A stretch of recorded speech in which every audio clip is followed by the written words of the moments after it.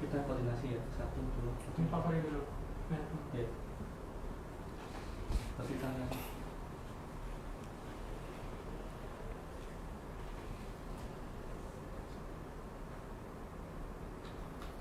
Assalamualaikum warahmatullahi wabarakatuh. Waalaikumsalam warahmatullahi wabarakatuh.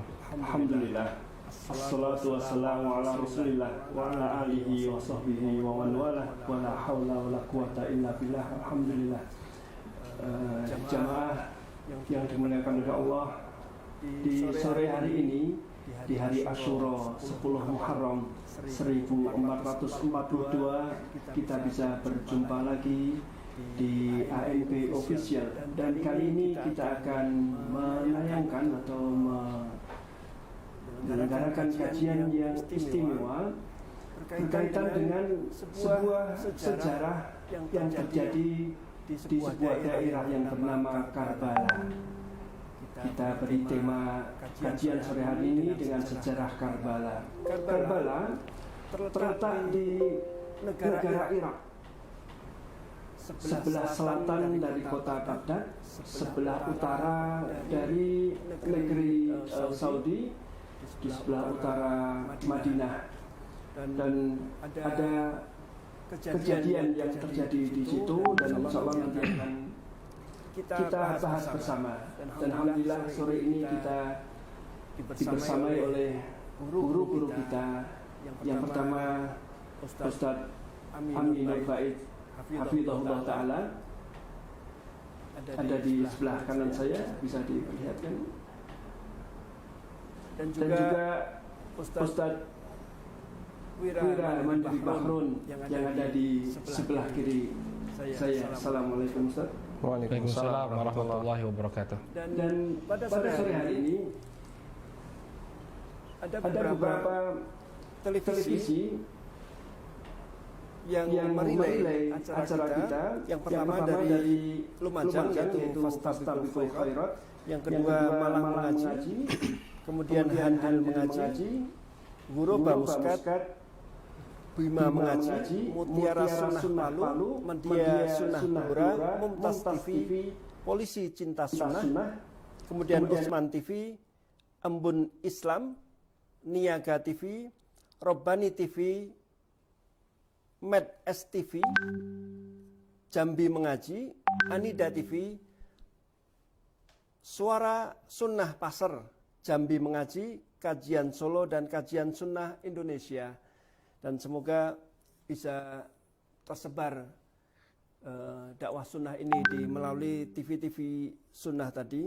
Dan sebelum kita memulai, kita akan bacakan terlebih dahulu biografi dari kedua ustadz kita. Yang pertama akan saya bacakan biografi dari Ustadz Amin Nur Ba'id Hafizahullah Ta'ala. Beliau lahir di Lamongan pada tahun 1983. Beliau menempuh pendidikan formal dari SD sampai SMA di kota Lamongan, kemudian melanjutkan pendidikan S1 di jurusan Teknik Nuklir Fakultas Teknik Universitas Gadjah Mada Yogyakarta, sehingga meraih gelar sarjana teknik pada tahun 2006. Kemudian setelah itu beliau menempuh pendidikan di Madinah International University, mengambil jurusan fikih dan usul fikih mulai tahun 2007 sampai 2019, sehingga meraih gelar Bachelor. Kemudian beliau sekarang berdomisili di Yogyakarta. Kesibukan beliau menjadi pembina di Yayasan Amal Abadi Indonesia, kemudian pembina di Lembaga Indonesia Bersih Riba, juga menjadi pembina di tim pengurusan jenazah Al-Baqi, kemudian kepala sekolah Madinah Islamic Primary School, dan juga menulis buku-buku agama dan mengajar di beberapa majelis taklim di wilayah Yogyakarta dan sekitarnya. Kemudian saya akan bacakan biografi Ustadz Wira Mandiri Bahrun. Beliau lahir di Pangkal Pinang pada tahun 1983, Masya Allah. Janjian lahirnya, Masya Allah. Ya, sama. Ya. Kemudian beliau menempuh pendidikan formal dari SD sampai SMA di Kota Pangkal Pinang. Kemudian melanjutkan pendidikan di jurusan Ilmu Komputer Fakultas MIPA Universitas Gadjah Mada sehingga meraih gelar sarjana komputer, dan berikutnya beliau aktif di kajian-kajian. Kemudian juga beliau setelah tamat dari Pondok Pesantren Al-Bayyinah Sidayu Gresik, beliau menempuh pendidikan agama di Darul Hadis Syihr Hadramaut Yaman. Kemudian beliau berdomisili di Yogyakarta, mengajar di Ma'had Mahasiswa Ibnu Katsir dan beberapa majelis taklim di Yogyakarta. Semoga dengan kita bacakan biografi kedua ustadz kita lebih kenal dengan ustadznya dan merasa tenang dalam menerima pelajaran dari beliau, karena kita lihat pendidikan beliau di khususnya di bidang agama sudah mumpuni dan insya Allah bisa kita ambil ilmunya. Baik, kita akan memulai kajian sore hari ini sejarah Karbala. Saya akan mulai dari Ustadz Ami Nur Bait. Ustadz, di tanggal 10 Muharram, di mana kita ada beberapa sunnah yang diajarkan oleh Nabi SAW, tapi sore hari ini kita malah mengkaji tentang sejarah Karbala yang itu terjadi setelah sekian tahun dari masa Nabi SAW wafat. Kira-kira urgensinya apa, Ustaz? Assalamualaikum warahmatullahi wabarakatuh. Waalaikumsalam warahmatullahi wabarakatuh. Alhamdulillahi rabbil alamin. Wassalatu wassalamu ala ashrafil mursalin Nabiyyina wa maulana Muhammadin wa ala alihi wa sahbihi ajma'in.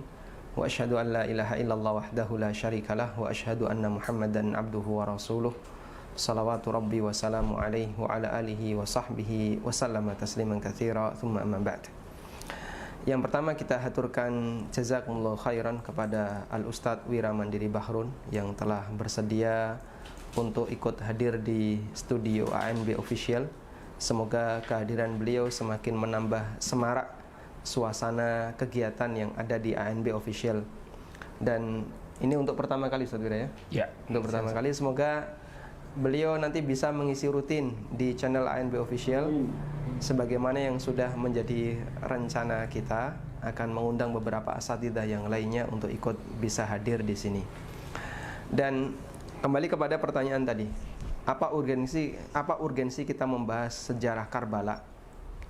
Bukan membahas sejarah di zaman Nabi SAW terkait peristiwa 10 Muharram.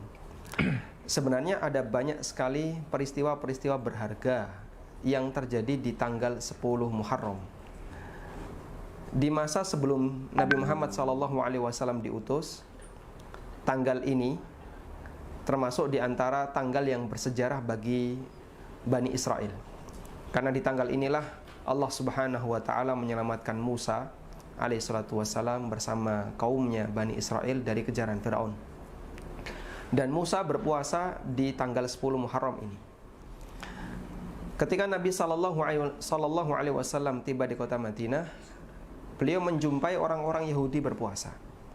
Meskipun sebelum beliau hijrah ke kota Madinah, sebagaimana keterangan Aisyah radhiyallahu anha, kana Nabi sallallahu alaihi wasallam yasumu fi Asyura fil jahiliyah wa fil Islam. Nabi sallallahu alaihi wasallam berpuasa di hari Asyura baik ketika di masa jahiliyah sebelum Islam datang dan setelah beliau diutus oleh Allah. Artinya beliau sudah berpuasa Asyura sebelum Rasulullah sallallahu alaihi wasallam mendapatkan wahyu. Dan ketika beliau sampai di Madinah, ternyata kebiasaan puasa Asyura juga dilakukan oleh masyarakat Yahudi di sekitar Madinah. Maka Nabi sallallahu alaihi wasallam bertanya apa sebabnya? Kemudian mereka memberitahu, ini adalah hari yang kami muliakan, di mana Allah Subhanahu wa Ta'ala menyelamatkan Musa dan Bani Israel dari kejaran Fir'aun. Sehingga Musa berpuasa di hari ini syukran lillah, sebagai bentuk rasa syukur kepada Allah Subhanahu wa Ta'ala. Lalu Nabi SAW mengatakan, ana ahaqqu bi Musa minhum, aku lebih berat terhadap Musa dibandingkan mereka. Ini satu sejarah. Kemudian ada potongan sejarah yang lain, yaitu ketika di zaman Rasulullah SAW, Asyura merupakan hari di mana kaum muslimin mendapatkan kewajiban puasa pertama kali. Dan itu hanya sehari, pas di tanggal 10 Muharram.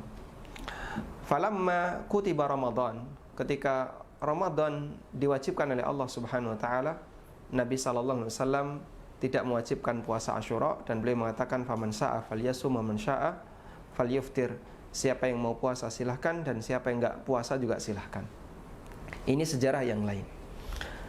Kemudian ada sejarah yang terjadi semasa berakhirnya Khulafaur Rasyidin. Berarti berakhirnya masa keemasan bagi kaum muslimin dengan berakhirnya zaman Khulafaur Rasyidin. Yang saya maksud masa keemasan di sini adalah zaman Khulafaur Rasyidin.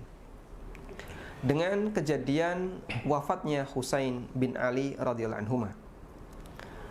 Kejadian ini ada banyak sikap di antara kaum muslimin.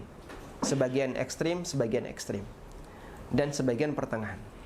Ada sebagian kelompok yang dia ekstrim, terlalu berlebihan dalam menyikapi kejadian ini, sebagaimana yang dialami oleh kelompok Syiah, sehingga mereka melakukan kegiatan meratapi kematian Husain di hari ini. Mungkin saat ini di Iran, sekarang kita berada di jam 4:20. Iran jam berapa berarti? Ya, kurang lebih siang hari ya, jam 11-an. Barangkali mereka sedang dalam kondisi puncak-puncaknya perayaan memperingati kematian Husain, sehingga mereka sampai membacok-bacok badannya. Sebaliknya, ada sebagian kelompok yang merasa bahagia, merasa senang dengan wafatnya Husain bin Ali radhiyallahu anhu, dan beberapa sikap yang lainnya. Nah, kita sebagai Ahlussunnah ingin tahu dong, seperti apakah sikap yang benar terkait kejadian ini. Dan itulah yang melatar belakangi urgensi kita membahas peristiwa Karbala atau peristiwa wafatnya Husain bin Ali radhiyallahu anhu di tanah Al-Taf atau tanah Karbala. Dan insya Allah nantinya yang akan membahas lebih detail tentang perjalanan sejarahnya adalah Ustadzuna, Ustadz Al-Fadil, Ustadz Wira Mandiri Bahrun. Sedangkan saya mungkin hanya memberikan sedikit komentar terkait beberapa peristiwa tersebut. Ini yang melatar belakangi kita menyelenggarakan kajian di sore hari ini, mengenang peristiwa yang terjadi di 10 Muharram, yang itu menjadi titik sengketa antara Ahlussunnah dengan Syiah, antara Ahlussunnah dengan kelompok yang menyimpang lainnya dalam menyikapi peristiwa wafatnya Husain bin Ali radhiyallahu anhu. Nah, baik. Jadi urgensi kita mempelajari sejarah Karbala dalam rangka agar kita bisa menentukan sikap yang benar sebagai Muslim Ahlussunnah menyikapi peristiwa Karbala ini. Dan jamaah atau pemirsa sekalian, kita akan mulai dengan sejarah Karbala yang akan disampaikan oleh Ustadz Wira Mandiri Bahrun. Tafadhol Ustadz. Baik. Bismillahirrahmanirrahim. Alhamdulillahirabbil alamin wassalatu wassalamu ala nabiyyina Muhammadin wa ala alihi washabihi ajmain. Amma ba'd. Saudaraku kaum muslimin yang dimuliakan oleh Allah Subhanahu wa taala, alhamdulillah di kesempatan sore hari ini kembali Allah Subhanahu wa taala pertemukan kita untuk membahas sebuah fragmen yang sangat bersejarah dalam sejarah kaum muslimin, yakni tentang peristiwa Karbala. Sebagaimana yang disebutkan oleh Ustadzuna, Ustadz Aminur Bait hafizahullah taala tadi, memang permasalahan Karbala ini termasuk permasalahan yang cukup penting untuk diketahui hakikat sejarahnya oleh kaum muslimin. Karena kita bisa melihat bahwa ada kubu-kubu ekstrim dalam kaum muslimin dalam memandang peristiwa Karbala, sehingga kita perlu mengetahui pada hakikatnya seperti apa sih yang terjadi pada padang Karbala di tanggal 10 Muharram ketika itu. Jadi peristiwa Karbala ini bermula dari dibaiatnya Yazid bin Muawiyah. Yazid bin Muawiyah ini adalah putra dari sahabat Muawiyah ibn Abi Sufyan radhiyallahu taala anhum. Jadi setelah era Khulafaur Rasyidin, ya, para sahabat membaiat Muawiyah. Jadi Muawiyah ini adalah khalifah pertama dari Bani Umayyah. Sebagaimana yang telah kita ketahui bersama, ada 4 orang sahabat yang menjadi khalifah pasca wafatnya Nabi SAW. Yang pertama siapa? Abu Bakar. Kemudian Umar. Kemudian Utsman dan Ali. Kemudian ada masa transisi di masanya Al Hasan, putranya Ali radhiyallahu taala anhu. Nah, ketika itu Al Hasan, ya, demi persatuan kaum muslimin, beliau radhiyallahu anhu menyerahkan tampuk kepemimpinan kepada Muawiyah. Sehingga tahun di mana Al Hasan ibn Ali radhiyallahu anhu menyerahkan tampuk kepemimpinan kepada Muawiyah disebut sebagai Amul Jamaah. Tahun di mana kaum muslimin itu berkumpul. Setelah itu tidak ada perpecahan di tengah-tengah kaum muslimin. Mereka semua bersepakat untuk, ya, taat kepada pemimpin, yakni Muawiyah bin Abi Sufyan. Sampai kemudian pada tahun 60 Hijriah, saudaraku kaum muslimin yang dimuliakan oleh Allah, pada tahun 60 Hijriah, menjelang wafatnya, Muawiyah ini meminta agar kaum muslimin membaiat putra beliau, Yazid bin Muawiyah. Artinya secara tidak langsung beliau menunjuk Yazid bin Muawiyah, putra beliau, sebagai khalifah pengganti. Ya. Dan tentunya para sahabat ketika memutuskan sesuatu ini tidak lepas dari ijtihad mereka. Ya. Para sahabat ketika menetapkan sesuatu, mereka tidak asal-asalan, tentu dengan ijtihad dan berbagai macam pertimbangan. Ya, disebutkan oleh para ulama di antara pertimbangan Muawiyah radhiyallahu anhu untuk mengangkat Yazid putra beliau sebagai khalifah adalah untuk menjaga kestabilan politik. Ya, di mana Muawiyah ini sudah lama berkuasa. Sekitar 20 tahun berkuasa. Ya, sehingga banyak pimpinan dari dinasti atau dari kekhalifahan itu berasal dari kabilah beliau, sehingga beliau memandang, ya, negara akan stabil kalau pemimpin tersebut diangkat dari Bani Umayyah, yaitu putra beliau Yazid bin Muawiyah. Nah, masalah muncul ketika sebagian para sahabat tidak sepakat dengan apa yang dilakukan oleh Muawiyah radhiyallahu taala anhu. Ya, di antara para sahabat tidak mau membaiat Yazid bin Muawiyah. Ketika Yazid bin Muawiyah menjadi khalifah, Yazid mengirim utusan ke kota Madinah untuk meminta baiat dari sebagian para sahabat. Baiat ini semacam janji setia, ya, bukti loyalitas seseorang kepada pemimpin. Maka utusan dari Yazid bin Muawiyah ini datang ke kota Madinah untuk meminta mereka berbaiat kepada Yazid. Nah, di antara para sahabat ada yang menolak untuk membaiat Yazid. Di antara mereka adalah sahabat yang mulia Abdullah ibn Zubair.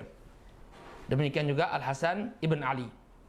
Jadi ketika mereka ditagih oleh utusannya Yazid bin Muawiyah, kapan kalian berbaiat? Maka sebagian mereka mengatakan tunggu saatnya. Nah, ketika malam tiba, mereka yang tidak mau berbaiat ini kemudian pergi ke kota Makkah. Di antaranya tadi sebagaimana kita sebutkan sahabat yang mulia Abdullah bin Zubair, kemudian siapa lagi? Al Hasan bin Ali radhiyallahu taala anhuma. Mereka pergi ke kota Makkah. Nah, sampai kemudian di kota Makkah, Al Husain bin Ali radhiyallahu taala anhuma ini mendapatkan surat. Ya, banyak sekali surat yang menginginkan beliau untuk menjadi khalifah. Jadi orang-orang yang tidak setuju Yazid bin Muawiyah itu menjadi khalifah ternyata banyak. Nah, mereka ini lokasinya di Kufah. Tadi sudah disebutkan oleh Pak Farid, ya, lokasinya di mana? Antum bisa lihat sendiri nanti, cari. Daerahnya di daerah Irak. Tidak terlalu jauh dari kota Baghdad.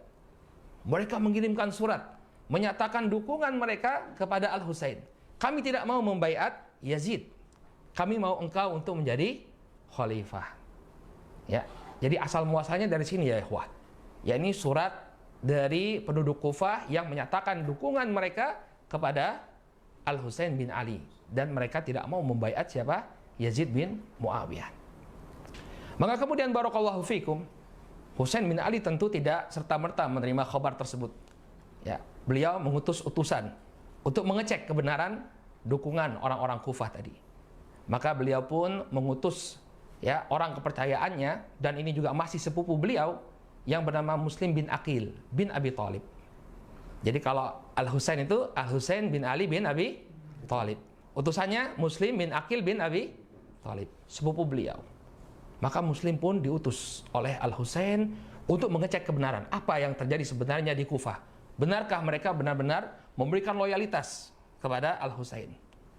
Maka kemudian Muslim pun pergi ke mana? Ke Kufah. Kemudian dia bertemu dengan banyak penduduk Kufah. Ternyata benar, penduduk Kufah menginginkan Al-Husain untuk menjadi khalifah. Mereka tidak setuju Yazid diangkat menjadi khalifah. Mereka tidak setuju Yazid diangkat menjadi khalifah. Bahkan mereka pun sebenarnya ketika Muawiyah diangkat menjadi khalifah, mereka pun sebenarnya tidak ridho. Mereka ingin agar keturunannya Ali yang menjadi khalifah. Maka mereka ini yang disebut sebagai apa? Syiatul Ali, golongan yang memihak Ali. Maka kemudian Muslim datang ke sana dan dia tinggal di sebuah rumah milik tokoh di Kufah sana, dan dia adalah loyalis dari Al-Husain. Dia bernama Hani bin Urwah. Hani bin Urwah. Jadi dia tinggal di sebuah rumahnya Hani bin Urwah. Lalu penduduk Kufah pun berdatangan ke rumah tersebut untuk membaiat Husain bin Ali lewat siapa? Muslim bin Aqil. Mereka membaiat, memberikan janji setia mereka kepada Husain bin Ali lewat Muslim bin Aqil. Berduyun-duyun mereka datang. Nah, ketika itu Kufah, ya, gubernur Kufah itu adalah sahabat yang mulia An-Nu'man ibn Bashir radhiyallahu anhu.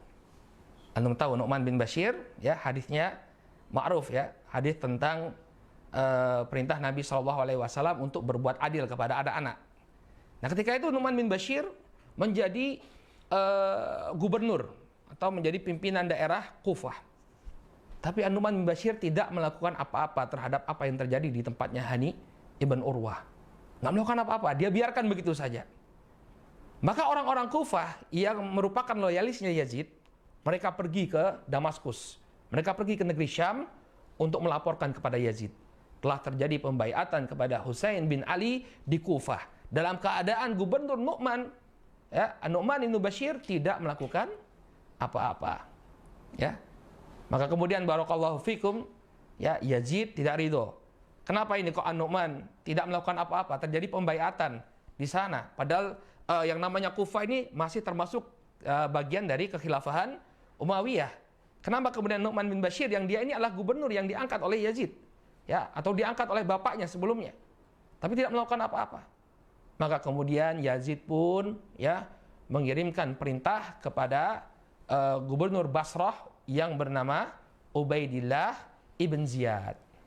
Ya, Ubaidillah bin Ziyad diperintahkan untuk menggantikan posisinya siapa? An-Nu'man ibn Bashir.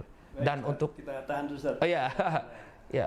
Biar pemirsa, para jamaah bisa mengikuti terus dan penasaran, Ustaz. Ini ada iklannya juga ini enggak? Enggak, ya. Kita beralih ke Ustaz Ami. Ustaz Ami, tadi bagaimana disampaikan oleh Ustaz Wira bahwa terjadi ijtihad yang berbeda di antara para sahabat. Bagaimana kita menerima hal itu, bahwa ternyata di kalangan sahabat sendiri sudah ada perbedaan ijtihad?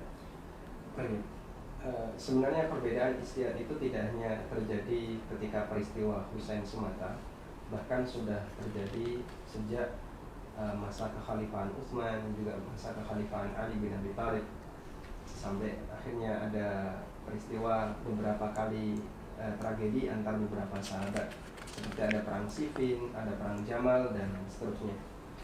Dan saya tertarik untuk melihat beberapa keterangan yang disampaikan oleh Dr. Muhammad Amhazun hafizahullah ta'ala.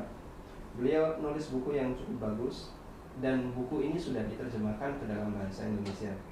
Kalau dalam judul Arabnya, judulnya Tahqiq Mawaqifis Sahabah Fil Fitnah min Riwayati Al-Imam At-Tabari wal Muhaddithin. Buku ini membahas tentang bagaimana sikap para sahabat ketika mereka menghadapi berbagai macam fitnah berdasarkan riwayat Imam At-Tabari dan Muhaddithin. Dan kalau kita perhatikan bahwa ternyata sahabat di situ mereka terbagi menjadi 4 kelompok, atau kaum muslimin ketika itu terbagi menjadi 4 kelompok, dan 1 kelompok lagi menyusul di belakang, sehingga totalnya ada 5. Ada keterangan yang disampaikan oleh Maimun bin Mihran, salah seorang ulama tabi'in. Innan nasa iftaraku an qatli ay Utsman ala arba'i firaqin. Ketika itu manusia terbagi menjadi 4 kelompok dalam menyikapi pembunuhan Utsman bin Affan. Tsumma fassala minhum sinfun akhar fasaru khamsata asnaf. Kemudian ada satu kelompok lagi yang menyimpang dan dia muncul di bagian akhir sehingga totalnya ada 5.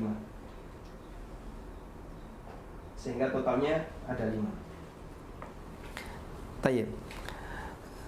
5 itu siapa saja? Yang pertama adalah Syi'atu Utsman. Yang kedua Syi'atu Ali. Yang ketiga Murji'ah. Yang keempat man lazimal jamaah, kelompok yang komitmen dengan jamaah. Summa, kemudian kelompok yang kelima yang dia paling terakhir adalah summa kharajat al-khawariju.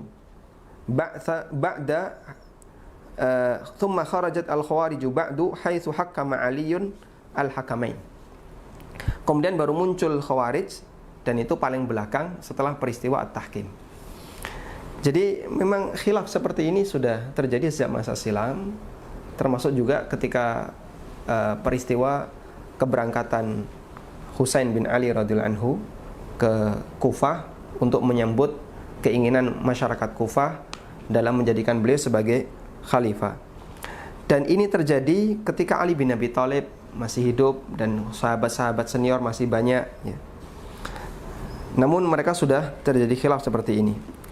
Dan penilaian yang disampaikan oleh para ulama dari satu tadi kita keluarkan ya, kelompok Khawarij, dari 4 kelompok yang pertama yang muncul setelah wafatnya Utsman, yaitu kelompok Ali, kelompok Utsman, yang kemudian dilanjutkan setelah wafatnya Utsman itu dilanjutkan oleh keluarganya Utsman, Bani Umayyah, kemudian Murji'ah, dan yang keempat adalah man lazimal jamaah. Penilaian para ulama ketika mereka melihat 4 istiad ini, yang paling tinggi tingkatannya adalah pendapat man lazimal jamaah. Siapakah mereka? Alladzina i'tazalu 'anil fitan. Mereka adalah orang-orang yang meninggalkan fitnah, sehingga tidak memihak kepada Ali, tidak memihak kepada Utsman, tidak memihak kepada Muawiyah, dan tidak memihak kepada yang lainnya. Mereka i'tazal. Mereka menghindarkan diri dari potensi konflik. Di sini disebutkan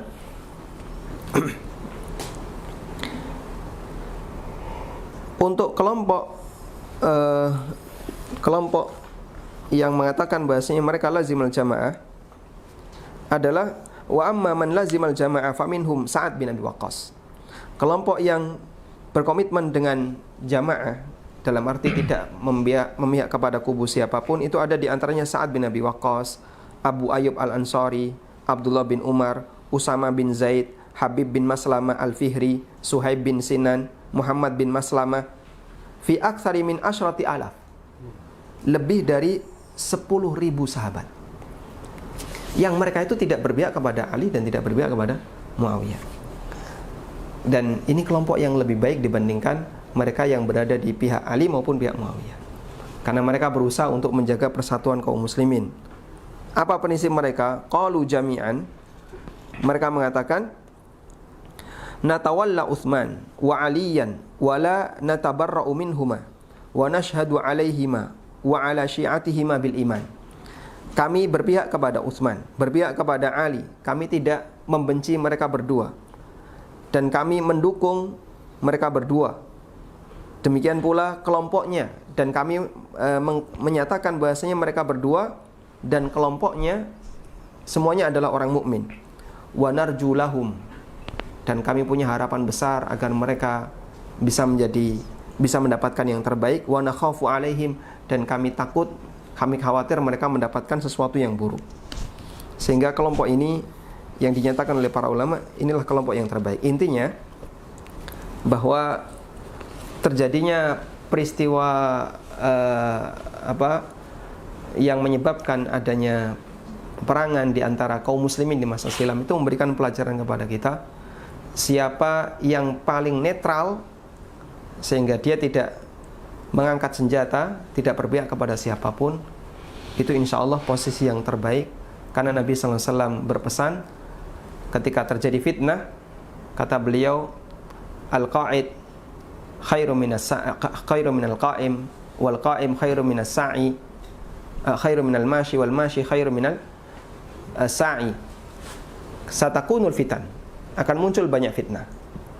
Di mana orang yang duduk lebih baik dibandingkan orang yang berdiri. Al-qa'id khairun minal qa'im. Yang duduk lebih baik daripada yang berdiri. Yang berdiri diem lebih baik dibandingkan yang jalan. Yang jalan lebih baik dibandingkan yang berlari. Sehingga semakin diem, ya, semakin tidak banyak melakukan aktivitas, tidak banyak bersikap. Ketika terjadi fitnah di kalangan kaum muslimin, itu semakin sesuai dengan pesan Nabi sallallahu alaihi wasallam. Nah, itu salah satu pelajaran yang disampaikan oleh Dr. Muhammad Amhazun. Nah, baik, kita lanjutkan pemirsa sejarah Karbala yang tadi sudah disampaikan oleh Ustadz Wira. Posisi sahabat Nu'man bin Bashir itu digantikan atas perintah dari Yazid bin Muawiyah. Ya. Baik. Jadi ketika itu Yazid bin Muawiyah mengganti, ya, karena tidak ada kejelasan sikap dari An-Nu'man bin Bashir, dia mengganti Ubaidillah ibn Ziyad untuk menjadi gubernur Kufah. Maka Ubaidillah pun segera melaksanakan instruksi dari Yazid, dia pun segera bergerak ke Kufah untuk menggantikan An-Nu'man bin Bashir. Nah, ketika sampai di Kufah, ada sebuah peristiwa yang semakin membuat Ubaidillah itu merasa khawatir. Ketika dia di Kufah, sampai di Kufah, Ubaidillah tiba dalam keadaan dia menutup wajahnya. Maka penduduk Kufah mengeluh-elukan, ya, artinya menyambut dengan begitu gembira kedatangan Ubaidillah bin Ziyad. Tapi apa yang mereka kumandangkan? Selamat datang, wahai cucunya Rasulullah. Berarti mereka mengira siapa yang datang? Al-Husain. Maka Ubaidillah bin Ziyad mengatakan ini suasananya sangat riskan ini. Berarti orang-orang Kufah ini semuanya sudah menunjukkan loyalitasnya kepada Al-Husain bin Ali. Padahal ketika itu Kufah berada di bawah Umayyah. Ya, maka Ubaidillah dia kemudian masuk ke istananya, langsung dia melakukan langkah strategis. Karena Ubaidillah bin Ziyad, ya, dari bapaknya dulu, bapaknya juga sudah jadi gubernur, ya. Jadi biasanya kalau bapaknya itu pernah menjabat, ya anaknya itu dikader. Sehingga Ubaidillah itu dia punya pemikiran yang begitu taktis. Kalau seperti ini saya harus begini. Maka ketika Ubaidillah bin Ziyad, ya, mendapati keadaan sudah seperti itu, dia langsung menunjuk seorang agen. Wah, jadi masalah agen itu sudah dari zaman dulu, ya. Ada seorang mata-mata, ya, anak buahnya kepercayaannya yang bernama Makil. Dia katakan kepada Makil, coba kamu menyusup ke gerakannya Al-Husain bin Ali ini. Coba lihat otaknya itu siapa, di Kufah ini siapa otaknya. Maka kemudian Makil ini dia menyamar menjadi seorang pedagang yang berasal dari negeri Hims. Hims ini dari daerah Syam. Kemudian dia menunjukkan loyalitas dia, ya.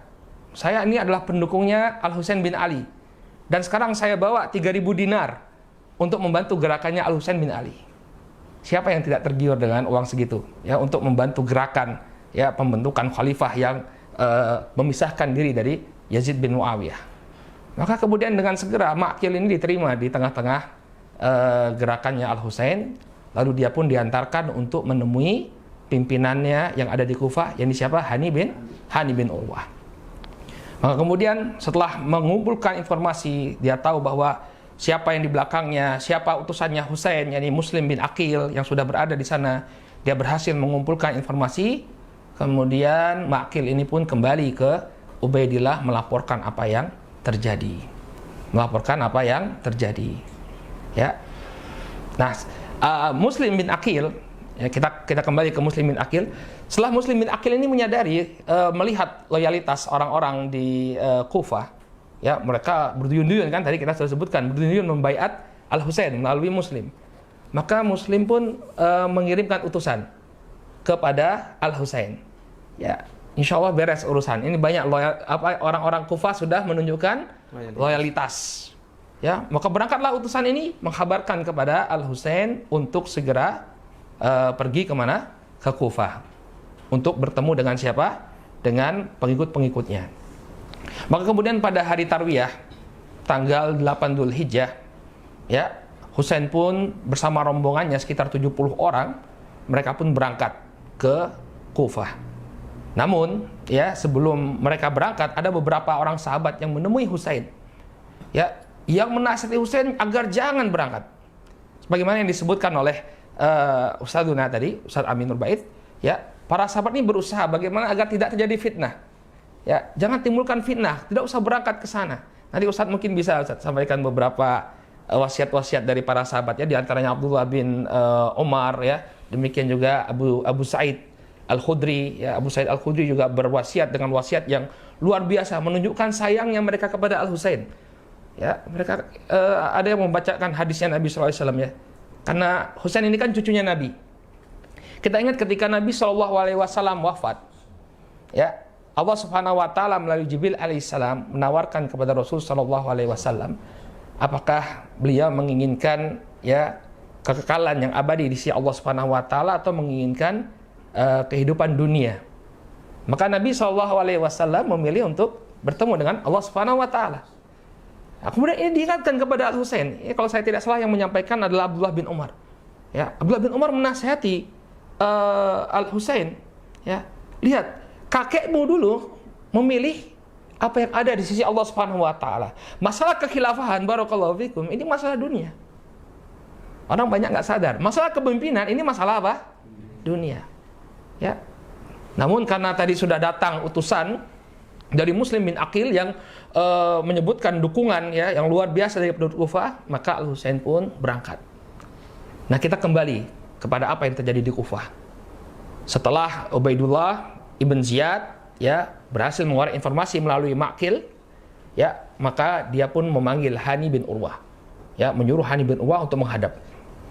Maka kemudian mulailah diinterogasi Hani bin Urwah tadi, benar nggak kamu melakukan ini? Ya, kemudian mana Muslim bin Aqil? Ternyata Hani bin Urwah masih menunjukkan loyalitasnya kepada Muslim bin Aqil. Ya, walaupun kata dia, walaupun Muslim bin Aqil itu ada di kaki saya nggak akan angkat. Artinya dia melindungi Muslim bin Aqil. Ya, akhirnya kemudian dipukullah Muslim bin Aqil oleh Ubaidillah, kemudian ditahan. Nah, ketika berita penahanan Hani bin Urwah tadi sampai ke telinga Muslim bin Aqil, maka tidak tinggal diam. Oh, ini kelompok kita sedang ditahan oleh Ubaidillah. Ayo kita bebaskan, kata Muslim bin Aqil. Sehingga dia pun berhasil mengumpulkan 4.000 loyalisnya Husain bin Ali, ya, untuk mengepung istananya Ubaidillah bin Ziyad, ya, menuntut agar Hani bin Urwah dibebaskan. Ya, 4.000, banyak nggak? Banyak sekali, 4.000. Dia berhasil mengumpulkan 4.000 pasukan. Nah, kemudian, ya, tersibaklah hakikat dari penduduk Kufah ketika itu. Ketika Muslim bin Aqil dan 4.000 orang ini mengepung istana, ternyata Ubaidillah bin Ziyad sudah mengumpulkan para sesepuh kota Kufah, para pemuka-pemukanya, di lobi pemuka-pemuka tadi, agar tidak ada dukungan bagi Al-Husain bin Ali atau tidak ada dukungan bagi Muslim bin Aqil. Ya, yang menemui pasukan ini adalah sesepuh-sesepuh tadi. Datang mereka kemudian mengatakan, ya, wahai penduduk Kufah, tinggalkan Muslim bin Aqil. Ya, tidakkah kalian takut dengan pasukannya Yazid yang berada di negeri Syam nanti menyerang kita?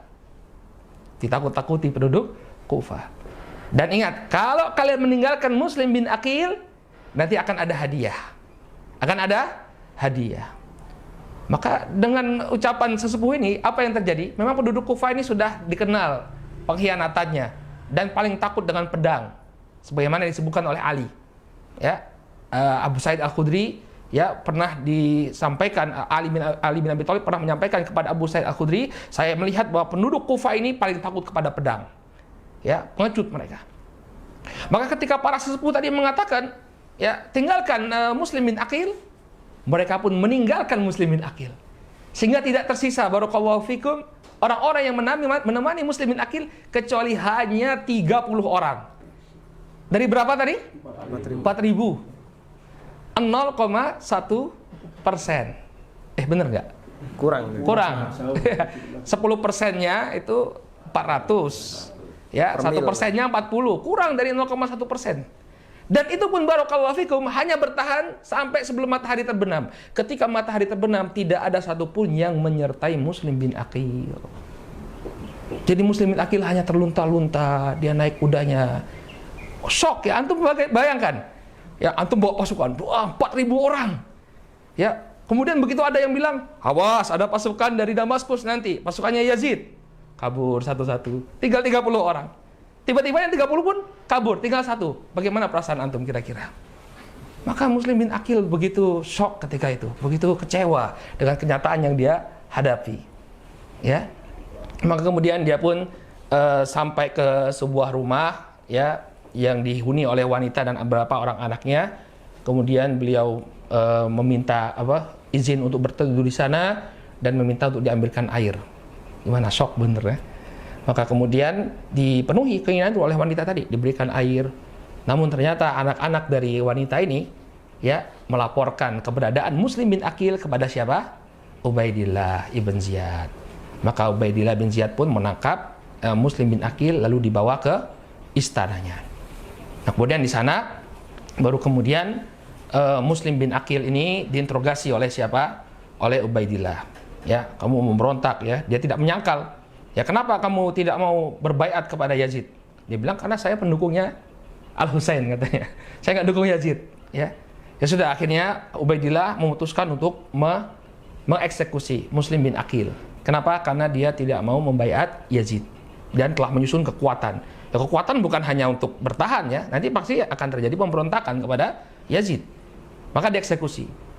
Namun ketika sebelum dieksekusi, Muslim bin Aqil ini meminta kepada Ubaidillah bin Ziyad, ya, biarkan saya untuk memberikan wasiat. Baik, apa wasiatmu? Dia kemudian mencari di antara pasukannya Ubaidillah ibn Ziyad ini siapa yang memiliki hubungan kekerabatan dengannya. Maka dia mendapati ada putranya Sa'ad bin Abi Waqqas yang bernama Umar bin Sa'ad bin Abi Waqqas. Sa'ad bin Abi Waqqas ini termasuk al-asyara al-mubasysyaruna fil jannah. Ya, pernah menjadi gubernur Irak. Kemudian ada putranya di sana, Umar bin Sa'ad bin Abi Waqqas. Maka dia memberikan wasiat kepada Umar, bantu saya, tolong sebelum saya dieksekusi, ya, saya berpesan kamu kirim utusan kepada Al-Husain. Beri peringatan kepada Al-Husain jangan pergi ke Kufah. Kenapa? Karena penduduk Kufah semuanya berkhianat. Ini wasiatnya siapa?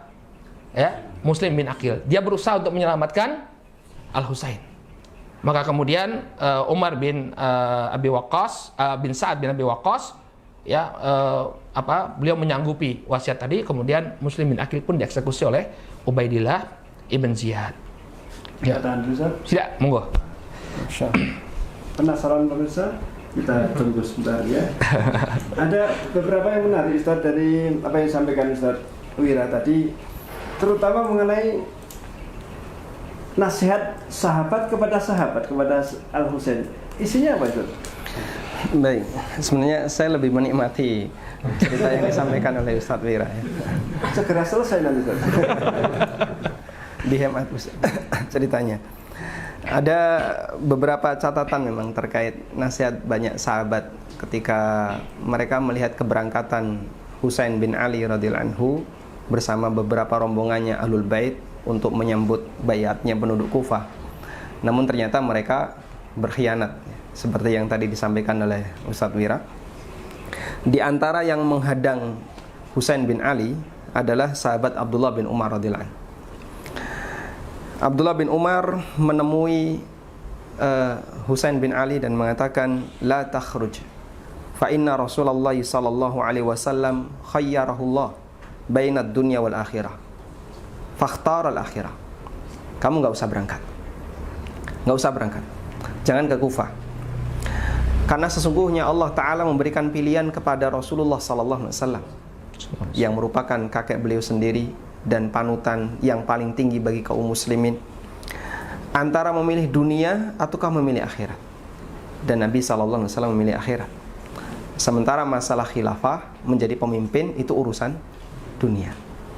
Karena Allah Subhanahu wa taala tidak menunjuk Nabi sallallahu alaihi wasallam untuk mendapatkan kekuasaan. Karena itulah pada waktu orang-orang musyrikin Quraisy menawarkan kepada Nabi SAW, "Ya Muhammad, apa yang kamu inginkan? Kalau kamu ingin kekuasaan, aku jadikan kamu sebagai raja Arab. Dengan satu syarat, tinggalkan dakwah." Tapi Nabi SAW tidak mau memenuhi keinginan mereka. Dan Allah Subhanahu wa Ta'ala memberikan kemenangan bagi beliau, sebagaimana dalam sejarah perjuangan beliau, sebagai hadiah bagi kaum muslimin atas perjuangan yang dilakukan oleh Nabi sallallahu alaihi wasallam bersama kaum muslimin. Kemudian wa innaka bad'atu minhu, dan engkau termasuk keturunannya. Wala tanaluha, yakni dunia, karena itu janganlah terlalu sibuk memikirkan dunia. Tapi Husain tetap berusaha untuk berangkat. Saya nggak bisa, saya tetap harus berangkat. Dan salah satu di antara motivasi Husain adalah karena beliau mendapatkan info tadi dari Umar, anaknya Sa'ad bin Abi Waqqas, bahwa Muslim bin Aqil telah dibunuh oleh Ibnu Ziyad, Ubaidillah bin Ziyad. Akhirnya anak-anaknya nuntut, nggak bisa, kita harus tetap melanjutkan perjalanan. Mungkin nanti akan dilengkapi oleh Ustadz Wira. Sehingga Husain bin Ali melanjutkan perjalanan karena menuntut darahnya sepupunya, yaitu Muslim bin Aqil. Fakana Ibnu Umar yaqul ghalaban al-Husainu bil khuruj. Husain tetap ngotot dan mengalahkan kami untuk tetap berangkat. Kemudian dipeluk oleh Husain, dirangkul oleh Husain, dan beliau mengatakan, semoga Allah Subhanahu wa Ta'ala melindungimu dari pembunuhan. Sehingga Ibnu Umar sudah punya firasat, nampaknya nanti akan terjadi pembantian terhadap Husain, cucu Nabi sallallahu alaihi wasallam. Kemudian juga yang dilakukan oleh Ibnu Abbas radhiyallahu anhu. Ibnu Abbas mengatakan, takhruju ila qaumin qatalu abaka wa ta'anu akhaka hatta tarakahum sakhtatan wa mallahum. Kamu pergi ke sebuah negeri, ke sebuah wilayah yang penduduknya telah membunuh bapakmu. Karena Ali bin Abi Thalib dibunuh oleh orang Kufah, Khawarij Kufah. Wa ta'anu akhaka, dan mereka juga telah membunuh saudaramu Hasan bin Ali. Hasan diracun oleh orang Kufah. Hatta tarakahum sakhtatan wa mallahum. Dan Ali bin Abi Thalib sudah meninggalkan mereka dan merasa bosan karena mereka ini orang yang susah untuk diatur. Udzakirukallaha an tugharrira bi nafsika wa baka.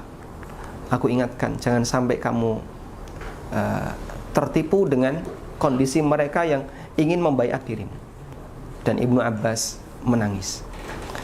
Jadi ada dua sahabat yang berusaha untuk menahan Husain bin Ali agar jangan sampai berangkat, dan mereka merangkul Husain bin Ali, memeluk Husain bin Ali, sampai diantaranya Ibnu Abbas menangis berpesan, jangan berangkat.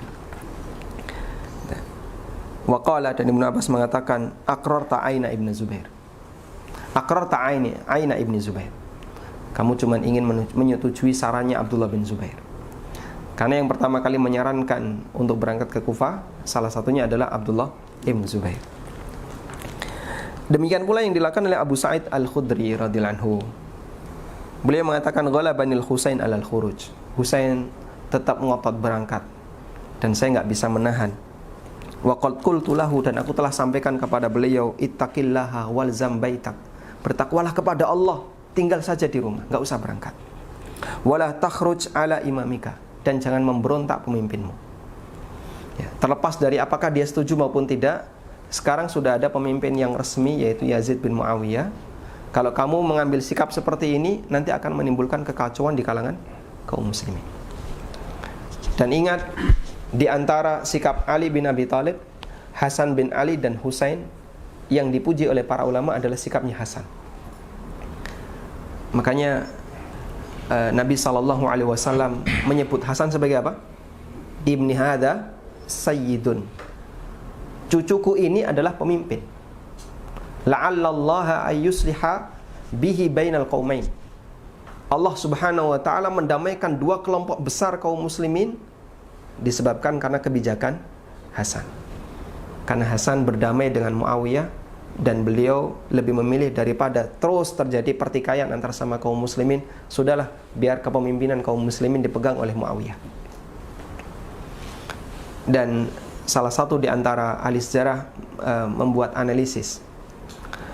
Di zaman Ali bin Abi Thalib, kaum muslimin itu tidak melakukan perluasan ekspansi, sehingga wilayah kaum muslimin tidak berkembang di zaman kekhalifahan Ali bin Abi Thalib, karena beliau lebih sibuk ngurusi peristiwa internal, ya, sengketa di antara kaum muslimin. Baru setelah diserahkan oleh Hasan, setelah wafatnya Ali, kemudian pihak Ali dipegang oleh Hasan, kemudian diserahkan oleh Hasan kepada Muawiyah, sehingga kaum muslimin hanya memiliki satu pemimpin. Barulah kaum muslimin bisa melakukan ekspansi. Sehingga kita bisa lihat pengaruh persatuan itu luar biasa. Ketika ada dua pemimpin, kemudian kaum muslimin saling mengalami fitnah di situ, mereka nggak bisa berkembang. Begitu dipimpin oleh Muawiyah, kesejahteraan mulai muncul dan wilayah Islam mulai berkembang, bahkan sampai ke mana? Spanyol. Ke Bizantium, ya. Spanyol. Ke Spanyol, ya. Ke Bizantium, ke Spanyol, ya. Dan itu salah satunya adalah karena persatuan yang dilakukan oleh kaum muslimin. Tayyib. Dan demikian pula yang di beberapa nasihat yang disampaikan oleh Jabir bin Abdullah, kemudian sahabat Abu Waqid Al-Laythi dan sahabat-sahabat yang lainnya radhiyallahu ta'ala anhum, yang mereka sempat menghadang rombongan Husain untuk tidak jadi berangkat. Nah, wallahu a'lam. Baik, Ustaz. Kita lanjutkan jamaah cerita kita tentang keberangkatan Al-Husain menuju ke Kufah. Baik. Tadi terakhir kita telah sebutkan bahwa akhirnya Al-Husain bin Ali memutuskan untuk berangkat dalam keadaan muslimin akil sudah dieksekusi oleh Ubaidillah ibn Ziyad. Maka sebagaimana disebutkan oleh Ustadz Ami tadi, berita bahwa Muslim bin Aqil ini dieksekusi, ya, utusan dari siapa tadi, Umar bin Sa'ad bin Abi Waqqas, sampai kepada Al-Husain bin Ali sebelum beliau masih jauh dari Kufah. Ya, sampai kepada beliau, ya, kabar bahwa penduduk Kufah telah berkhianat, bahkan Muslim bin Aqil telah dieksekusi oleh Ubaidillah bin Ziyad. Maka mulai gamang, ya, siapa Al-Husain bin Ali sebenarnya. Ya, kalau sudah ada, kalau di sana memang terjadi pengkhianatan, untuk apa kita ke sana, kan? Useless, kan? Nggak ada manfaatnya. Namun ingat, Muslim bin Aqil sudah dieksekusi, dan di dalam rombongannya Al-Husain bin Ali terdapat anak-anaknya Muslim bin Aqil. Ya, ada 2 orang putra dari Muslim bin Aqil yang ada dalam rombongannya Al-Husain. Maka kemudian kedua putranya ini tidak mau untuk kembali ke Makkah. Kita harus urus terlebih dahulu, ya, pembunuhan terhadap Muslim bin Aqil. Maka kemudian mulai Al-Husain luluh hatinya, karena tadi ada di antara pasukannya yang menginginkan untuk terus ke Kufah. Akhirnya Al-Husain bin Ali pun kemudian melanjutkan perjalanan sampai di suatu tempat yang bernama Al-Qadisiyah. Beliau bertemu dengan pasukannya Ubaidillah ibn Ziyad. Ya, sebenarnya Ubaidillah bin Ziyad pun dia berusaha bagaimana agar Husain ini tidak ke Kufah. Jadi dia mengirim pasukan. Pasukannya dipimpin oleh Al-Hur ibn Yazid At-Tamimi, kalau saya tidak salah namanya. Al-Hur bin Yazid. Al-Hur bin Yazid ini berusaha melobi. Ya, dia melobi saja, melobi Al-Husain agar tidak melanjutkan perjalanan. Jangan lanjutkan perjalanan. Ya, kembali engkau ke Makkah. Namun kemudian kata Al-Husain, ibta'id anni. Ya, menjauhlah engkau dariku. Ya, thaqilat ka ummuk. Ya, itu ungkapan bahasa Arab, ya. Ungkapan ketidaksukaan seperti itu, celaan. Tapi kamu. Gimana, Ustaz? Modar kamu. Modar. Tapi ada bawa nama ibu, ya, di sana. Ada ucapan ibu, thaqilat ka ummuk, bawa nama ibu, kan. Maka Al-Hur bin Yazid mengatakan, ini kalau bukan kamu yang ngomong, katanya Al-Hur bin Yazid, sudah saya, ya. Tapi ya karena yang Bang Husain, kemudian aku mengingat ibumu, karena kan dia bawa ibu, ya. Thaqilat ka ummuk. Ya, Al-Hur bin Yazid mengatakan, kalau saya mau balas dengan ucapan yang sama, ibunya Husain siapa? Fatimah. Gak bisa balas, kan? Akhirnya ya sudahlah, karena Al-Husain bersikeras untuk tetap melanjutkan perjalanannya ke Kufah. Kata Al-Hur bin Yazid, ya sudah, ya, akhirnya melanjutkan perjalanan Al-Husain bin Ali dan rombongannya. Cuma 72 orang, ya, cuma 70-an orang yang berangkat. Sampai kemudian Al-Husain ke sebuah tempat, ya. Kemudian dia pun bertanya kepada rombongannya, tempat apa ini? Kemudian orang-orang mengatakan, ini namanya Karbala. Kemudian keluarlah ucapan Husain yang sangat masyhur, ya, bahwa tempat Karbala karbun wal bala, ya, musibah dan bencana.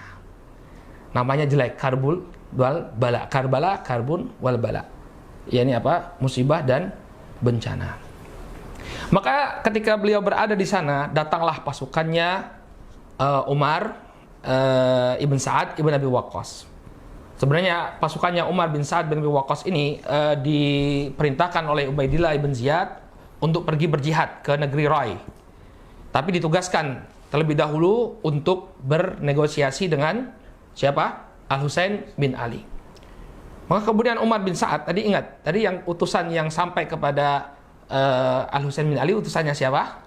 Umar bin Sa'ad ibn Abi Waqqas. Jadi hubungannya masih bagus dah antara Umar bin Sa'ad bin Abi Waqqas dengan Al-Husain bin Ali, sehingga terjadi dialog di sana. Maka kemudian Umar bin Sa'ad bin Abi Waqqas berusaha kembali untuk melobi Al-Husain untuk jangan pergi ke sana, jangan pergi ke Kufah, karena efeknya ini akan lebih buruk. Setelah dilobi oleh Umar bin Sa'ad bin Abi Waqqas, akhirnya luluh hatinya siapa? Al-Husain bin Ali, luluh hatinya. Ya, kemudian baiklah kalau begitu, saya tolong sampaikan kepada Ubaidillah bin Ziyad, perkenankan saya untuk melakukan 3 perkara, kata dia. Ya, perkenankan saya untuk melakukan 3 perkara, untuk memilih salah satu dari 3 perkara. Yang pertama, saya pergi ke negeri Syam untuk membaiat Yazid. Berarti kan ini sudah ada itikat baik, ya, sudah ada itikat baik dari Al-Husain bin Ali. Karena melihat mungkin nanti akan terjadi pertumpahan darah, ya sudah, saya ke Yazid untuk membaiat. Dan Yazid pun sebenarnya tidak ada masalah yang terlalu urgent dengan siapa? Dengan Al-Husain. Artinya dia pun, kalau Husain pun kembali ke sana, selesai masalah. Karena Yazid pun berkeinginan untuk menjaga stabilitas negara.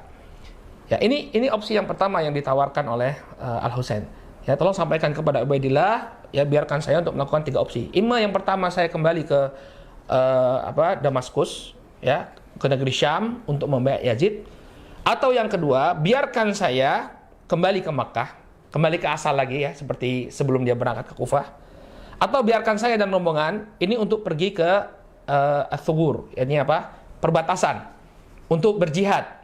Jadi kan wilayah kaum muslimin, ada wilayah kaum muslimin, kemudian ada perbatasan-perbatasan dengan negeri-negeri kafir. Biarkan kami di sana, ya, mempertahankan negeri kaum muslimin. Tentu ini opsi yang bagus, ya. Apa kalau istilahnya orang sekarang? Win-win solution. Win-win solution. Ya, maka kemudian Umar bin Sa'ad bin Waqqas sangat bergembira dengan apa pilihan-pilihan yang diberikan oleh siapa? Al-Husain bin Ali. Kemudian, ya ikhwah, barakallahu fikum,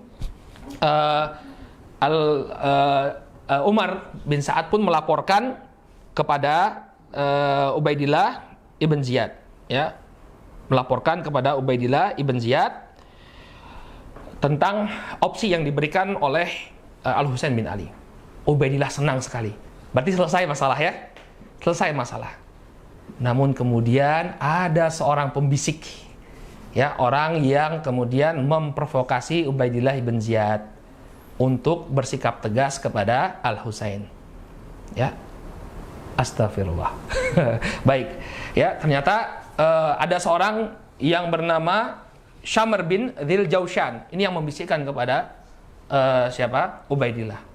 Ya, jangan seperti itu, nggak bisa, ya. Dia sudah datang ke sini, harus tunduk dulu, menghadap dulu kepada kamu, baru kemudian kita tentukan apa nasibnya. Ya, akhirnya Ubaidillah gengsi dong, ya. Begitu dibilang seperti oleh siapa bawahannya, dibilang, "Oh iya benar, apa yang kau sampaikan benar," ya. Akhirnya dia memaksa dikirim lagi pasukan kepada Husain, memaksa Husain untuk ke istananya terlebih dahulu, menunjukkan ketundukan terlebih dahulu kepada Ubaidillah ibn Ziyad. Al-Husain tidak mau. Maka mereka berkumpul di padang tadi, Karbala. Nah, sebelum pertempuran disebutkan oleh Syekh Uthman Khamis dalam Hikbah minat Tarikh, ya, bahwa pasukan ini ketika tiba waktu sholat, mereka masih sholat bareng-bareng, ya ikhwan. Masya Allah. Mereka masih sholat bareng-bareng. Ketika itu saya tunjuk-tunjukkan siapa yang jadi imam. Mereka semua sepakat Al-Husain bin Ali yang jadi imam. Jadi sebelum perang mereka sholat dulu. Al-Husain bin Ali yang menjadi imam. Namun sebelum matahari terbenam terjadi pertempuran yang luar biasa, ya, sampai kemudian 70-an pasukan Al-Husain bin Ali semuanya gugur, dan banyak di antara mereka ahlul bait, anak keturunannya Ali bin Abi Thalib. Ya, entah anaknya, entah cucunya Ali bin Abi Thalib yang wafat ketika itu, ahlul baitnya Rasul sallallahu alaihi wasallam tentunya. Maka kemudian tersisa Al-Husain bin Ali, orang-orang agak berat untuk membunuh Al-Husain karena tahu kedudukannya. Maka kemudian tadi Ibnu Dzil Jaushan tadi, ya, dialah yang kemudian membunuh Al-Husain bin Ali, kemudian memenggal kepalanya dan membawa kepala Al-Husain bin Ali ke hadapan Ubaidillah ibn Ziyad. Ketika tiba kabar tersebut, akhirnya kepalanya Al-Husain bin Ali pun dibawa ke hadapannya Yazid. Yazid menangis, bersedih beliau. Bahkan beliau melaknat Ubaidullah ibn Ziyad.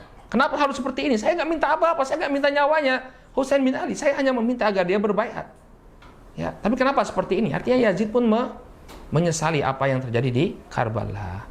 Itulah apa yang terjadi di padang Karbala ketika itu pada tanggal 10 Muharram, ya, pada hari Asyura, ya, telah gugur sahabat dan juga cucu dari Nabi SAW yang mulia, yakni Al-Husain bin Ali radhiyallahu taala anhuma. Ya. Baik, Ustaz. Masya Allah, ceritanya begitu lengkap, jamaah sekalian. Ustaz Ami, tadi disebutkan bahwa Karbala adalah karbun wal bala, musibah dan bencana. Tetapi oleh orang Syiah itu dimuliakan tanahnya. Bagaimana yang seperti ini, Ustaz? Baik.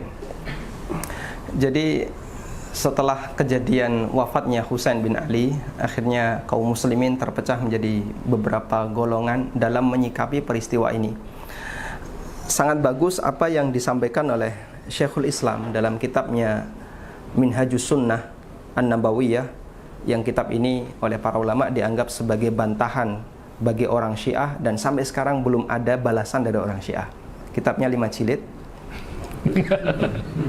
Syekhul Islam mengatakan, kata beliau, amma maqtalul Husain radhiyallahu anhu fala raiba annahu qutila madluman syahida.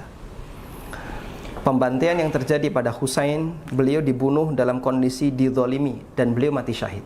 Kita perlu garis bawahi, meskipun di sini ada sedikit kekeliruan ijtihad. Husain telah diingatkan oleh banyak sahabat sebaiknya jangan berangkat, dan beliau tetap milih berangkat. Sampai akhirnya beliau terbunuh dalam peristiwa tadi. Kaum muslimin Ahlussunnah menyikapi pembunuhan beliau sebagai bentuk syahadah. Kama qutila asbahuhu minal madlumin asyuhada. Sebagaimana orang-orang yang syuhada yang terbunuh secara zalim, dalam kondisi dizalimi. Dan pembunuhan Husain termasuk maksiat kepada Allah, maksiat kepada Rasulullah. Orang yang membunuhnya, yang membantu pembunuhannya, termasuk ridha terhadap peristiwa pembunuhan ini.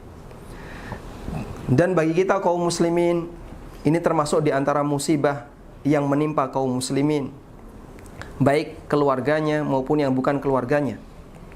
Dan beliau mendapatkan hak untuk mendapatkan status syahadah. Wa rafa'a hujjatan wa uluwa manzilatin, dan akan semakin meninggikan derajat Husain bin Ali di hadapan Allah Subhanahu wa taala. Namun yang perlu kita perhatikan bahwa peristiwa pembantaian Husain itu tidak lebih besar dibandingkan pembunuhan para nabi. Sehingga jangan gara-gara peristiwa itu kemudian kaum muslimin dibawa pada keadaan gimana membangkitkan semangat mereka, ayo kita bela Husain, bela darahnya Husain. Akhirnya menyalah-nyalahkan muslim yang lain yang katanya nggak ikut membela darahnya Husain, seperti yang dilakukan oleh orang Syiah. Kata Syekhul Islam, wa laisa ma waqa'a min dzalika bi'a'dhama min qatlil anbiya. Kejadian ini tidak lebih hebat dibandingkan pembunuhan para nabi. Allah Ta'ala mengabarkan bahwasanya Bani Israel mereka membunuh para nabi tanpa alasan yang benar. Mereka membantai para nabi. Kemudian di samping itu pembunuhan yang terjadi pada Ali bin Abi Thalib, dan itu dosanya lebih besar karena Ali bin Abi Thalib adalah Khulafaur Rasyidin. Dan sahabat Khulafaur Rasyidin punya derajat yang lebih tinggi dibandingkan yang bukan Khulafaur Rasyidin. Demikian pula pembantaian Utsman bin Affan, a'dhamu dzanban wa musibatan. lebih besar lagi tingkat musibahnya. Lalu kenapa yang diratapi wafatnya Husain, sementara wafatnya Utsman nggak ada yang meratapi, wafatnya Ali bin Abi Thalib nggak ada yang meratapi. Bahkan ada yang lebih hebat lagi, pembantaian yang dilakukan oleh Bani Israel kepada para nabi, yang itu kejadiannya lebih kejam dibandingkan yang terjadi pada Husain bin Ali. Betul ini musibah, tapi jangan jadikan musibah ini untuk membangkitkan semangat kaum muslimin, terus melakukan peristiwa ratapan besar-besaran sampai membacok-bacok dirinya. Ya. Ini sebuah kekeliruan. Kalau kamu melakukan seperti ini, seharusnya yang lebih berat untuk disikapi seperti itu adalah wafatnya para nabi. Karena para nabi mereka punya kedudukan yang lebih tinggi dibandingkan Husain bin Ali radhiyallahu anhuma. Kemudian, kenapa Husain bin Ali mengalami situasi seperti ini? Demikian pula saudaranya siapa? Hasan. Sehingga mereka meninggal dalam kondisi didolimi. Kata Syekhul Islam, beliau sebutkan hikmahnya. Fa innahu wa akhahu sabaqat lahuma minallahi sa'adah allati la tunalu illa binau'in minal bala. Beliau Husain dan saudaranya Hasan, mereka telah mendapatkan kebahagiaan. Dan kebahagiaan itu harus didahului dengan perjuangan untuk menghadapi ujian. Walam yakun lahuma, kata Syekhul Islam, walam yakun lahuma minas sawabiq ma li ahli baitihima fa innahuma tarabbaya fi hijril Islam fi izzin wa aman. Sementara kejadian dan peristiwa besar yang dialami oleh Hasan dan Husain, mereka itu terlahir di situasi ketika Islam itu sudah dalam kondisi menang, sudah punya posisi, sehingga mereka tidak mengalami perjuangan sebagaimana dihadapi oleh para sahabat as-sabiqunal awwalun, yang mereka ada yang disiksa, mereka ada yang dijemur, mereka ada yang harus menghadapi peperangan sementara jumlah pasukannya sedikit dan seterusnya. Famata hadza masmuman wa hadza maqtulan. Maka yang pertama mati dalam kondisi diracun, siapa beliau? Hasan. Dan yang kedua mati dalam kondisi dibunuh. Liyanala bidzalika manzilata su'ada wa 'aisha syuhada. Agar dengan alasan itu mereka bisa mendapatkan kedudukan orang-orang yang bahagia. Karena setiap orang yang mendapatkan kebahagiaan diuji oleh Allah Subhanahu wa taala. Dengan ujian itu derajat mereka akan semakin tinggi. Wa 'aisha syuhada, dan kehidupan para syuhada. Itu hikmah yang disebutkan oleh Syekhul Islam. Sehingga dalam menyikapi ini yang dilakukan oleh para ulama Ahlussunnah, yang pertama, jangan terlalu ekstrim, ghulu dalam menyikapi wafatnya Husain. Karena ada yang peristiwa yang lebih besar lagi dibandingkan wafatnya Husain, yaitu pembantaian para nabi. Yang kedua, kita jadikan itu sebagai bagian dari musibah bagi kaum muslimin. Dan dalam menyikapi musibah, maka kita dituntut untuk bersabar. Yang ketiga, kita perlu ingat bahwa Husain bin Ali radhiyallahu anhu mengalami situasi seperti ini, salah satu di antara hikmahnya adalah agar Allah meninggikan derajatnya.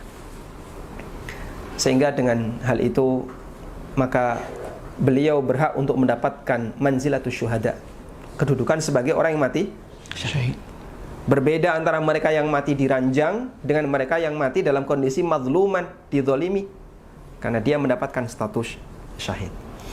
Dan kita sebagai muslim boleh nggak sedih dengan kematian beliau? Jawabannya boleh. Bahkan kata Al-Hafidz Ibnu Katsir, sebagaimana yang beliau sebutkan dalam Al-Bidayah wan Nihayah, faqullu muslimin yambaghi lahu ayyuhzinahu qatlul Husain radhiyallahu anhu fa innahu min sadatil muslimin wa ulama'is sahabah wa ibnu binti Rasulillah sallallahu alaihi wasallam allati hiya afdalu banatihi. Setiap muslim layak untuk merasa sedih disebabkan wafatnya, kematian Husain radhiyallahu anhu. Karena beliau termasuk pemimpin kaum muslimin, beliau termasuk ulama sahabat dan putra dari putri terbaik Rasulullah sallallahu alaihi wasallam, yaitu Fatimah. Di samping itu beliau juga memiliki beberapa manaqib, kelebihan-kelebihan yang lain seperti kana abidan sakhiyan, ya. Beliau adalah orang yang ahli ibadah, dermawan dan seterusnya. Sehingga ketika ada tokoh Islam yang meninggal, kita layak untuk sedih. Maka sebatas sedih itu bukan ciri orang Syiah. Tapi kalau meratapi kematiannya, itu bagian dari ciri Syiah. Karena wafatnya Husain termasuk musibah bagi kita. Wallahu a'lam. Baik. Ustaz Wira, di akhir acara ini Ustaz, ada yang perlu sampaikan catatan mengenai sejarah dari wafatnya Al-Husain bin Ali. Baik, mungkin saya hanya ingin memberikan sedikit pesan saja kepada kaum muslimin ya dimanapun berada. Saudaraku kaum muslimin yang dimuliakan oleh Allah, penting sekali bagi kita untuk menggali sejarah ya, menggali sejarah mulai dari sejarah Nabi kita Muhammad Sallallahu Alaihi Wasallam, sejarah para sahabat dan sejarah kaum muslimin yang bergulir setelah itu ya. Karena dengan kita mengetahui sejarah ya, kita bisa mengetahui sebenarnya apa sih yang terjadi. Karena banyak sekali sejarah ini dimanipulasi oleh sebagian orang dengan tujuan-tujuan tertentu. Maka kalau kita belajar sejarah dari sumber-sumber yang otentik tentunya, kita bisa mengetahui mana yang benar. Antum kalau baca sejarah Karbala dari versinya orang Syiah, akan berbeda dengan apa yang kita sampaikan. Makanya penting sekali. Ada orang sebagian meremehkan, ngapain ngangkat sejarah? Ya, sejarah itu penting agar kita bisa mengetahui kenapa kita bisa seperti ini. Ini ada sejarahnya. Dan kemudian untuk dijadikan pelajaran. Kalau kita menghadapi kejadian yang serupa, kita sudah punya cermin, ya, untuk melihat. Ya, bahkan kalau seperti ini kejadiannya, bisa jadi nanti akan terjadi seperti ini. Kita sudah punya barometer, ya, melihat dari sejarah yang lampau. Maka kaum muslimin, ya, kami berpesan kepada kaum muslimin untuk ya meluangkan waktu untuk mengkaji sejarah kaum muslimin, sejarah Rasulullah SAW, sejarah para sahabat dan seterusnya. Penting sekali bagi kita untuk mempelajari sejarah agar kita bisa lebih bijak dalam memahami permasalahan-permasalahan yang kita hadapi. Wallahu ta'ala alam. Masya Allah. Yang terakhir Ustadz, kami ada pertanyaan dari pemirsa. Bagaimanakah definisi kelompok Murji'ah? Bagaimana sifat-sifatnya? Mengingat pada saat ini, jika loyal kepada pemimpin malah dicap Murji'ah. Tayyib, kelompok Murji'ah yang tadi sempat kita singgung itu beda dengan Murji'ah dalam masalah iman yang dibahas oleh para ulama. Di sini yang dimaksud oleh Maimun bin Mihran, yang dimaksud dengan kelompok Murji'ah, fahumush asyakka, mereka adalah orang-orang yang berada di posisi ragu. Mereka mengatakan la natabarra'u minhuma min Utsman wala min Ali wala nul'inuhuma wala nashhadu alaihima wa narji'u amrohuma ilallah. Kelompok Murji'ah di sini maksudnya adalah kami tidak memusuhi Utsman, tidak memusuhi Ali, kami juga tidak melaknat mereka, dan kami juga tidak memberikan klaim yang baik untuk mereka. Kami juga tidak bersaksi kalau mereka adalah orang yang nanti akan mendapatkan atau sama-sama benar. Wa narji'u amruhuma ilallah, dan kami kembalikan urusannya kepada Allah. Nanti Allah yang akan mengadili, hatta yakunallahu walladzi yahkumu bainahuma. Dan Allah sendiri yang nantinya akan mengadili siapakah yang benar di antara keduanya.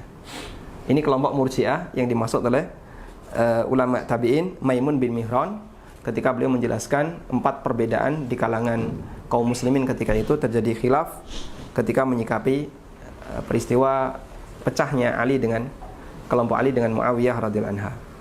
Tapi kalau Murji'ah dalam masalah iman itu berbeda ya.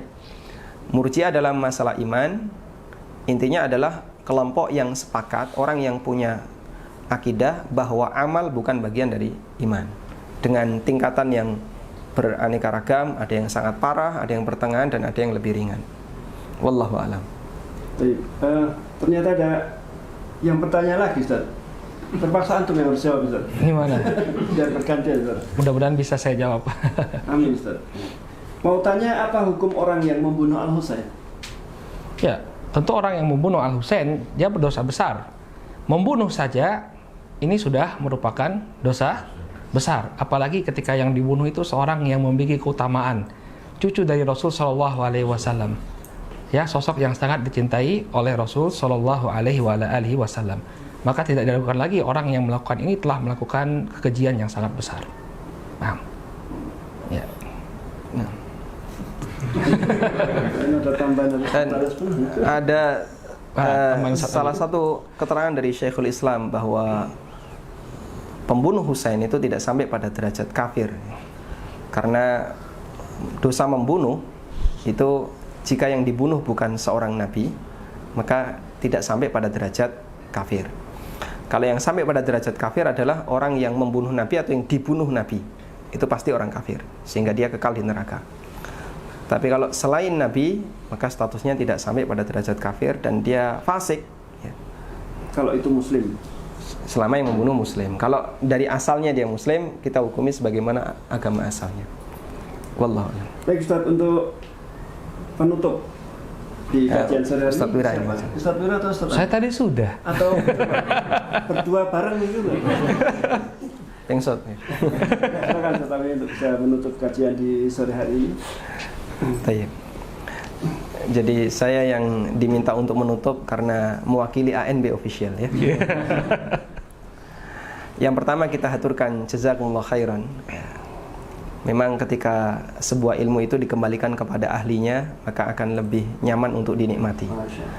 Kita tahu bahasanya Ustadzuna Al-Ustadz Fadil Wira Mandiri Bahrun ini termasuk salah satu di antara ustadz yang cukup detail dalam pembahasan masalah sirah dan sejarah. Dan kita berharap semoga nanti kita bisa menghadirkan beliau kembali dalam pembahasan tentang sejarah yang lain, insyaallah ta'ala. Dan kembali kami ingatkan ya, dalam masalah pembahasan sejarah, sejarah itu belum tentu realita. Tapi sejarah itu adalah ungkapan dari sebuah realita. Karena itu tergantung dari siapa yang membawakan. Kalau yang membawakan adalah orang Syiah, maka kita bisa pahami akan ada banyak manipulasi yang terjadi di sana. Ketika yang membawakan adalah orang yang punya kepentingan politik, maka nanti sejarah ketika dia bawakan akan ada latar belakang politik yang dia sisipkan. Sehingga ada dua hal yang perlu kita bedakan antara sejarah dengan realita. Karena itulah dalam membaca sejarah, pinter-pinter untuk memilih referensi. Pilihlah orang yang menjaga kejujuran, menjaga keautentikan, dan mereka adalah bagian dari ciri Ahlus Sunnah. Ahlus Sunnah dalam masalah amal, mereka berusaha untuk bersih, jangan sampai ada kotoran bid'ah. Ahlus Sunnah dalam masalah iman, mereka adalah orang yang paling bersih, jangan sampai ada kotoran penyimpangan. Dalam masalah tauhid, mereka berusaha untuk paling bersih, jangan sampai ada kotoran syirik. Demikian pula dalam masalah menyampaikan berita, mereka adalah orang-orang yang paling bersih, jangan sampai ada kedustaan. Berbeda dengan kelompok yang lain, sebagaimana mereka punya penyimpangan dalam amal, amalnya kotor, akidahnya kotor, tauhidnya kotor, apalagi dalam urusan berita mungkin akan lebih kotor. Dan sangat disayangkan, banyak referensi sejarah yang tersebar di tengah kaum muslimin itu ditunggangi oleh kelompok Syiah, sehingga para kaum muslimin, ulama Ahlus Sunnah, mereka yang membidangi masalah sejarah bangkit untuk membersihkan kotoran-kotoran sejarah ini dengan menuliskan sejarah-sejarah para sahabat, sejarah para tabi'in, sejarah ketika terjadi perdebatan di antara kaum muslimin di masa silam, untuk kemudian membersihkan kotoran-kotoran dari sejarah yang disampaikan oleh orang Syiah. Dan ketika kita belajar sejarah, jangan lupa untuk mengambil pelajaran darinya. Di sini kami berusaha untuk mengkolaborasi dua hal ini. Pertama, kajian dari sisi sejarah yang disampaikan oleh Ustadzuna Ustadz Wira dan beberapa pelajaran yang bisa kami ambil dari sana. Semoga Allah Subhanahu wa taala memberkahi apa yang kita pelajari, dan terima kasih kepada segenap kru yang telah menyediakan banyak fasilitas, meskipun mereka tidak kelihatan wajahnya tapi kiprahnya luar biasa. Semoga Allah Subhanahu wa taala memberikan kita hidayah dan menjadikan kita untuk selalu istiqomah di atas manhaj Ahlussunnah wal Jamaah. Wassallallahu ala nabiyyina Muhammadin wa ala alihi wa sahbihi wasallam. Wa akhiru da'wana anil hamdulillahi rabbil alamin. Wassalamualaikum warahmatullahi wabarakatuh. Waalaikumsalam warahmatullahi wabarakatuh. Kita haturkan jazakumullahu khairan atas ilmu yang disampaikan di sore hari ini. Beliau berdua, Ustadz Ami Nurbaiz dan Ustadz Wira Mandiri Bahrun, hafizahumullah ta'ala. Semoga ilmu-ilmu beliau adalah ilmu yang bermanfaat, dan semoga Allah menjaga ilmu beliau, menjaga umur beliau, menjaga keluarga beliau, dan agar senantiasa bisa memberi faedah ilmu yang lebih banyak lagi kepada kita semua. Dan kami juga aturkan terima kasih jazakumullah khairan atas perhatian dari Anda semua. Semoga tetap bersama di channel atau di stasiun ANB Official untuk bisa menyimak kajian-kajian ilmu yang bermanfaat. Ada salahnya dari saya, mohon maaf yang sebesar-besarnya. Assalamualaikum warahmatullahi wabarakatuh. Waalaikumsalam warahmatullahi wabarakatuh. Subhanakallah.